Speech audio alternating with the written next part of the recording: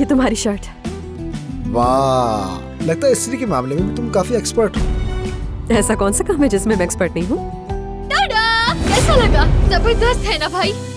तुम इसे अपने फोन से ऐसे स्कैन करते हो और फिर जो लोग इस रेस्टोरेंट में आकर तस्वीरें खींचते हैं वो तस्वीरें इस जगह की सोशल मीडिया अकाउंट पर शेयर होंगी और हमारी टारगेट ऑडियंस तक पहुंचेंगी। कैसा है? वाह, शानदार आइडिया।